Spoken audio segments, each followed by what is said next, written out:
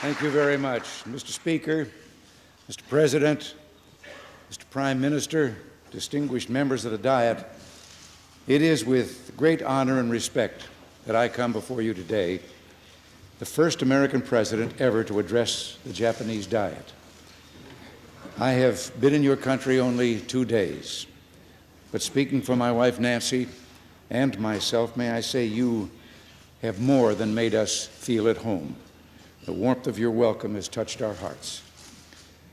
In welcoming us, you pay tribute to the more than 230 million Americans whom I have the privilege to represent.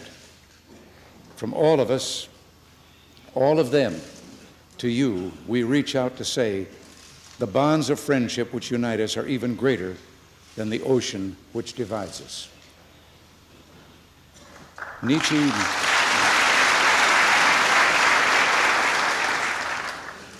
Nichibei no yuno wa haien desu.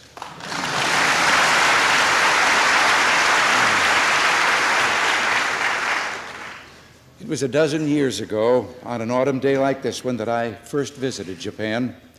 And today, as then, I feel energy, initiative, and industry surging through your country in a mighty current for progress. And just as before, I am struck by a unique gift of the Japanese people.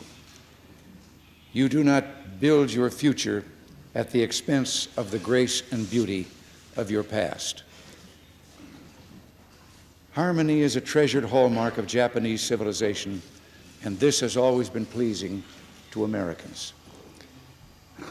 Harmony requires differences to be joined in pursuit of higher ideals, many of which we share.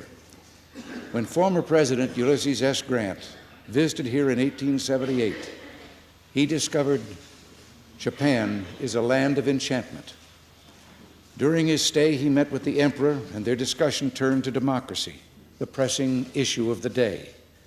President Grant observed that governments are always more stable and nations more prosperous when they truly represent their people. I am proud to help carry forward the century-old tradition.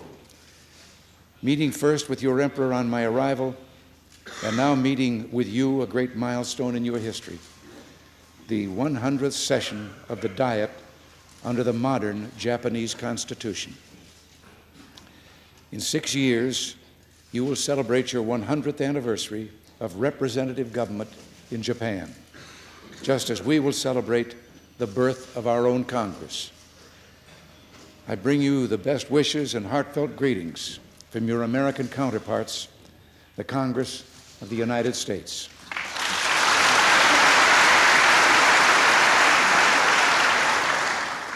One cannot stand in this chamber without feeling a part of your proud history of nationhood and democracy, and the spirit of hope carrying the dreams of your free people. Of all the strengths we possess, of all the ties that bind us, I believe the greatest is our dedication to freedom. Japan and America stand at the forefront of the free nations and free economies in the world. Yes, we are 5,000 miles apart. Yes, we are distinctly different in customs, language, and tradition. And yes, we are often competitors in the world's markets. But I believe the people represented by this proud Parliament and by my own United States Congress are of one heart in their devotion to the principles of our free societies.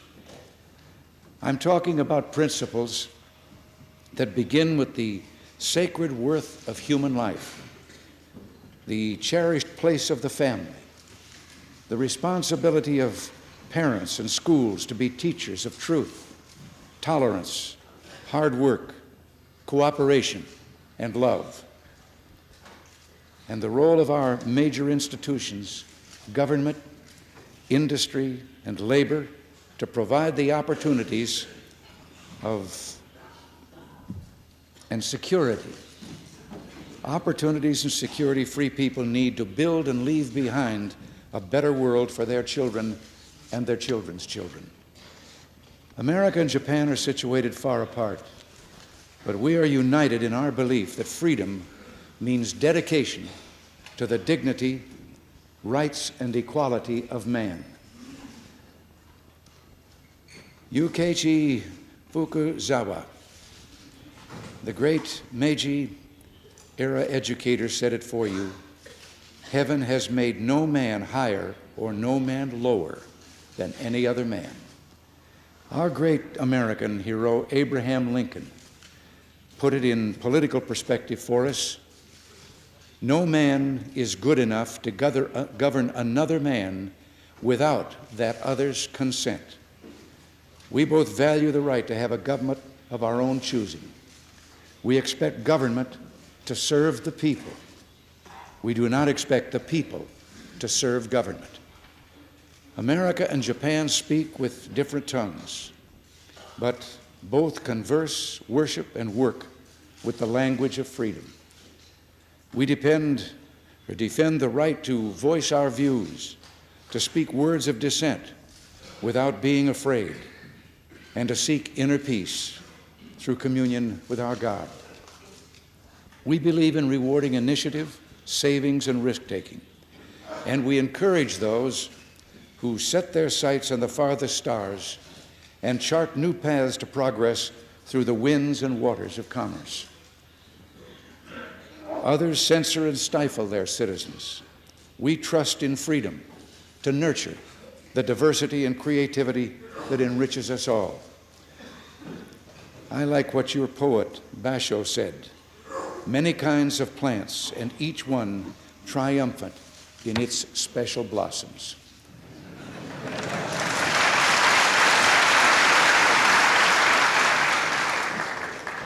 Finally, our freedom inspires no fear because it poses no threat. We intimidate no one, and we will not be intimidated by anyone. The United States and Japan do not build walls to keep our people in. We do not have armies of secret police to keep them quiet. We do not throw dissidents into so-called mental hospitals, and we would never cold-bloodedly shoot a defenseless airliner out of the sky.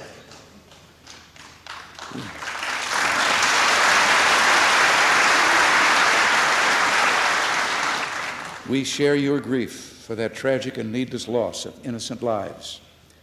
Our two countries are far from perfect, but in this imperfect and dangerous world, the United States and Japan represent the deepest aspirations of men and women everywhere: to be free, to live in peace, and to create and renew the wealth of abundance and spiritual fulfillment. I have come to Japan because we have an historic opportunity, indeed an historic responsibility. We can become a powerful partnership for good, not just in our own countries, not just in the Pacific region, but throughout the world.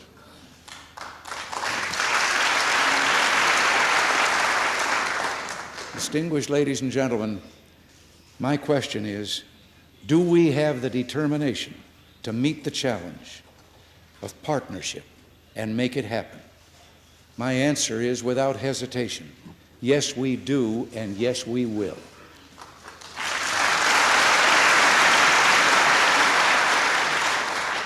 For much of our histories, our countries looked inward. Well, those times have passed. With our combined economies accounting for half the output of the free world, we cannot escape our global responsibilities. Our industries depend on the importation of energy and minerals from distant lands. Our prosperity requires a sound international financial system and free and open trading markets. And our security is inseparable from the security of our friends and neighbors. The simple hope for world peace and prosperity will not be enough. Our two great nations, working with others, must preserve the values and freedoms our societies have struggled so hard to achieve. Nor should our partnership for peace, prosperity, and freedom be considered a quest for competing goals. We cannot prosper unless we are secure, and we cannot be secure unless we are free.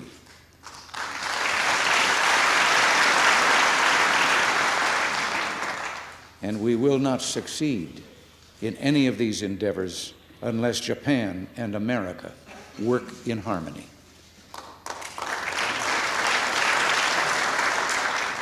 I have come to your country carrying the heartfelt desires of America for peace. I know our desires are shared by Prime Minister Nakasone and all of Japan. We are people of peace. We understand the terrible trauma of human suffering. I have lived through 4 wars in my lifetime, so I speak not just as President of the United States, but also as a husband, a father, and as a grandfather. I believe there can be only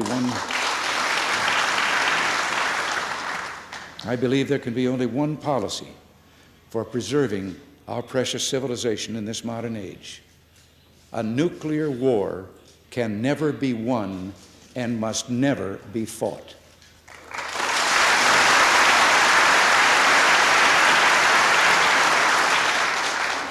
The only value in possessing nuclear weapons is to make sure they can't be used ever.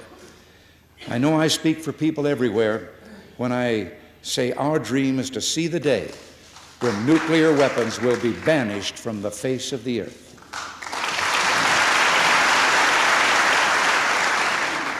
Arms control must mean arms reductions.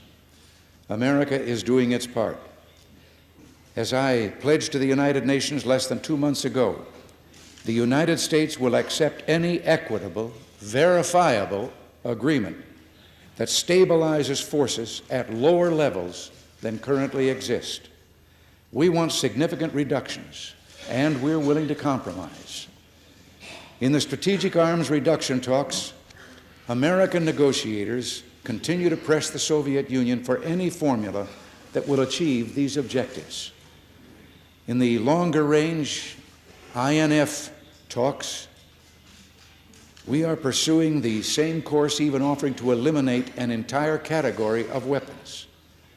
I'm very conscious of our negotiating responsibility on issues that concern the safety and well-being of the Japanese people. And let me make one thing very plain. We must not and we will not accept any agreement that transfers the threat of longer-range nuclear missiles from Europe to Asia.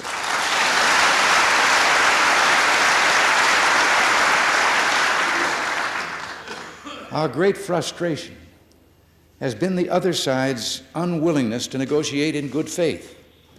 We wanted to cut deep into nuclear arsenals, and still do, but they're blocking the dramatic reductions the world wants. In our good faith effort to move the negotiations forward, we have offered new initiatives, provided for substantial reductions to equal levels, and the lower the level, the better. But we shall wait, we still wait, for the first positive response. Despite this bleak picture, I will not be deterred in my search for a breakthrough. The United States will never walk away from the negotiating table. Peace is too important. Common sense demands that we persevere, and we will persevere. We live in uncertain times. There are trials and tests for freedom wherever freedom stands. It is as stark as the tragedy over the Sea of Japan, when 269 innocent people were killed for the so-called cause of sacred airspace. It is as real as the terrorist attacks last month, when the Republic of Korea's leadership in Rangoon and against American and French members of the international peacekeeping force in Beirut. And yes, it is as telling as the stonewalling of our adversaries at the negotiating table and as their crude attempts to intimidate freedom-loving people everywhere. These threats to peace and freedom underscore the importance of closer cooperation among all nations. You have an old proverb that says, "A single arrow is easily broken, but not 3 in a bunch."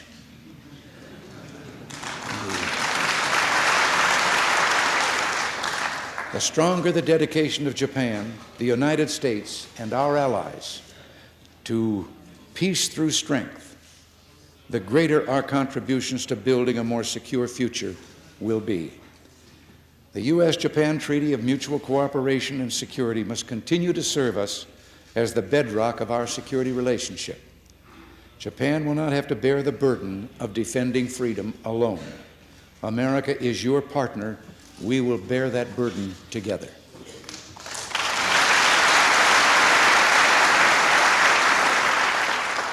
The defense of freedom should be a shared burden. We can afford to defend freedom. We cannot afford to lose it. The blessings of your economic miracle, created with the genius of a talented, determined, and dynamic people, can only be protected in the safe harbor of freedom. In his book, In Quest of Peace and Freedom, former Prime Minister Sato wrote, "In the 100 years since the Meiji Restoration, Japan has constantly endeavored to catch up and eventually overtake the more advanced countries of the world." Well, I don't think I'll be making headlines when I say you've not only caught up, in some cases you've pulled ahead. Here again, our partnership is crucial. But this time, you can be teachers. To all those who lack faith in the human spirit, I have just 3 words of advice. Come to Japan. Come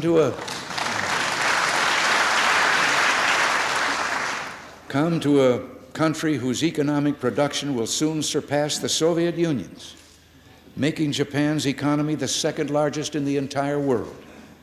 Come to learn from a culture that instills in its people a strong spirit of cooperation, discipline, and striving for excellence. And yes, learn from government policies which help create this economic miracle, not so much by central planning as by stimulating competition, encouraging initiative, and rewarding savings and risk-taking. Our country has made great strides in this direction during the last 3 years. We are correcting past mistakes. Hope is being reborn. Confidence is returning. America's future looks bright again. We have turned the corner from overtaxing. We've turned the corner from overtaxing, overspending, record interest rates, high inflation, and low growth. The United States is beginning the first stage of a new industrial renaissance, and we're helping pull other nations forward to worldwide recovery. But some in my country still flinch from the need to restrain spending. Under the guise of lowering deficits, they would turn back to policies of higher taxes. They would ignore the lesson of Japan. A look at Japan's post-war history yields 2 stunning conclusions. Among the major industrialized countries, your tax burden has remained the lowest, and your growth and savings rates the highest.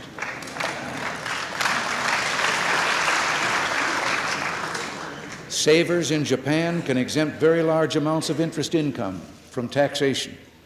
Your taxes on so-called unearned income are low. You have no capital gains tax on securities for investors, and the overwhelming majority of your working people face tax rates dramatically lower than in the other industrial countries, including my own.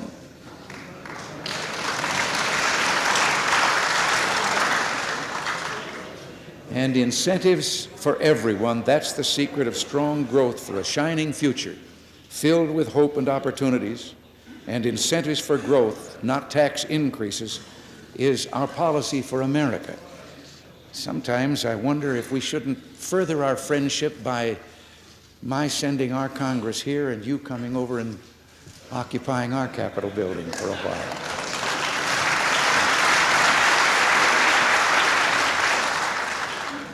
Partnership must be a two-way street, grounded in mutual trust. Let us always be willing to learn from each other and cooperate together. We have every reason to do so. Our combined economies account for almost 35% of the world's entire economic output. We are the world's 2 largest overseas trading partners.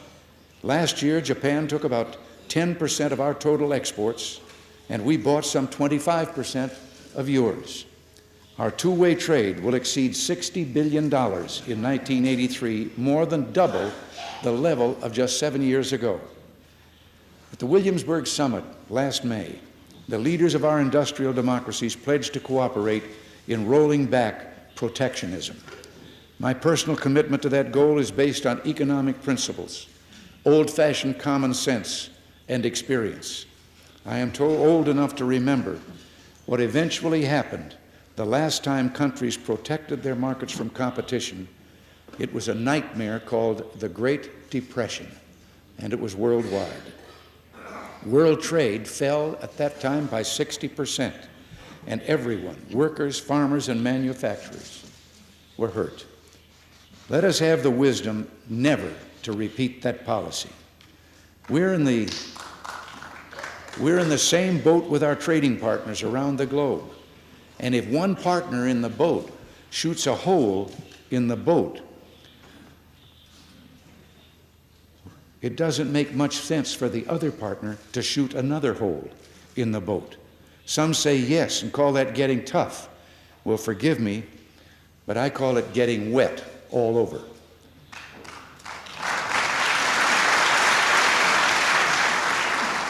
Rather than shoot holes, let us work together to plug them up so our boat of free markets and free trade and fair trade can lead us all to greater economic growth and international stability. I have vigorously opposed quick fixes.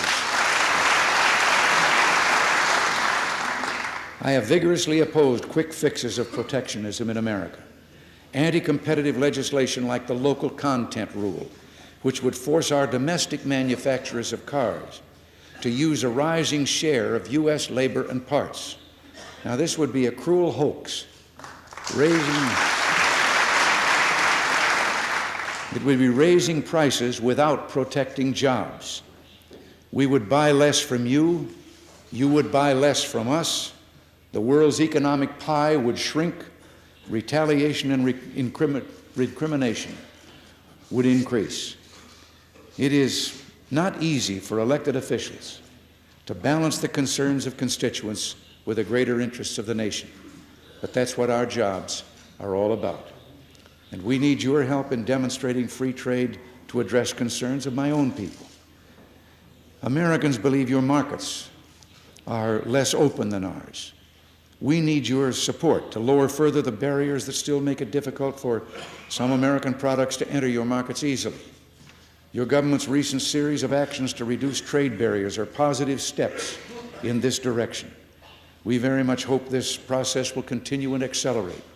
In turn, I pledge my support to combat protectionist measures in my own country. If we each give a little, we can all gain a lot.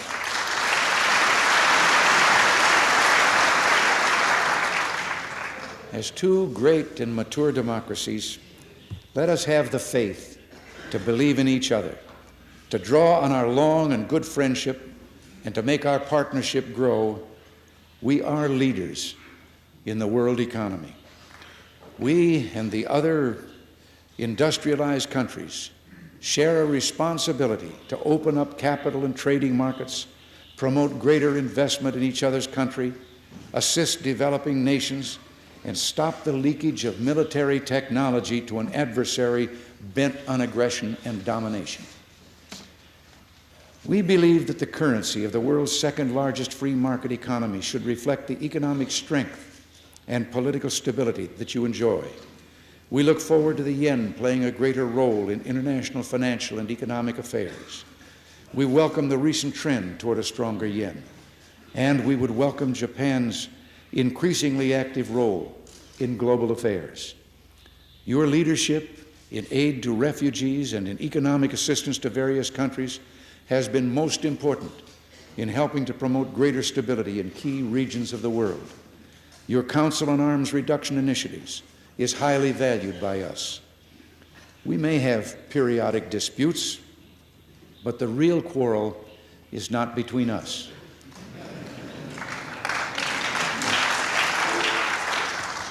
It is with those who would impose regimentation over freedom, drudgery over dynamic initiative, a future of despair over the certainty of betterment, and the forced feeding of a military Goliath over a personal stake in the products and progress of tomorrow.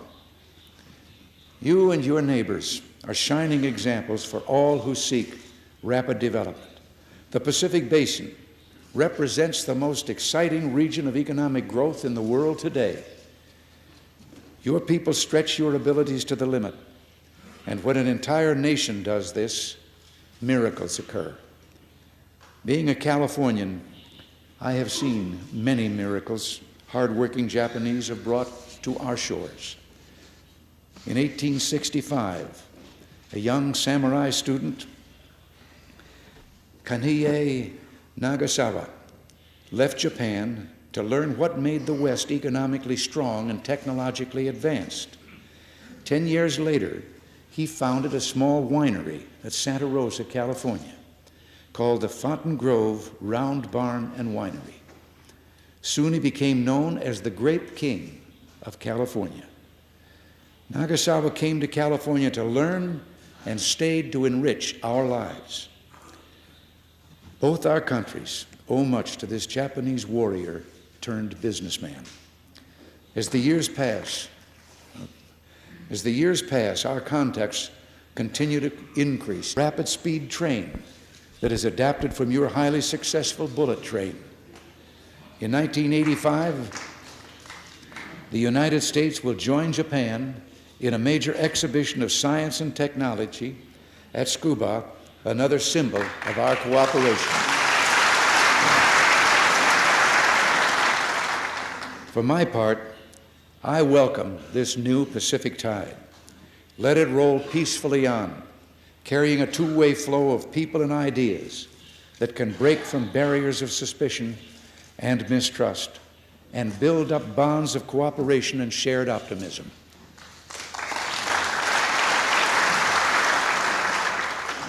Our two nations may spring from separate pasts. We may live at opposite sides of the earth, but we have been brought together by our indomitable spirit of determination, our love of liberty, and devotion to progress. We are like climbers who begin their ascent from opposite ends of the mountain. The harder we try, the higher we climb, and the closer we come together. Until that moment, we reach the peak, and we are as one. It happened just last month. One American and two Japanese groups began climbing Mount Everest. The Japanese from the side of Nepal and the Americans from the side of Tibet. The conditions were so difficult and dangerous that before it ended, two Japanese climbers tragically lost their lives. But before that tragedy, those brave climbers all met and shook hands just under the summit, and then together they climbed to the top to share that magnificent moment of triumph.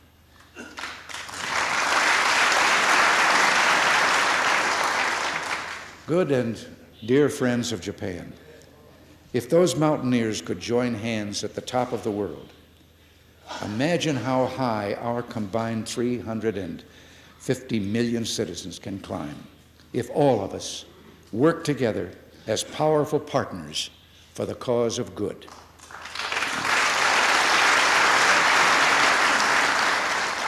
Together, there is nothing that Japan and America cannot do. Thank you very much. God bless you.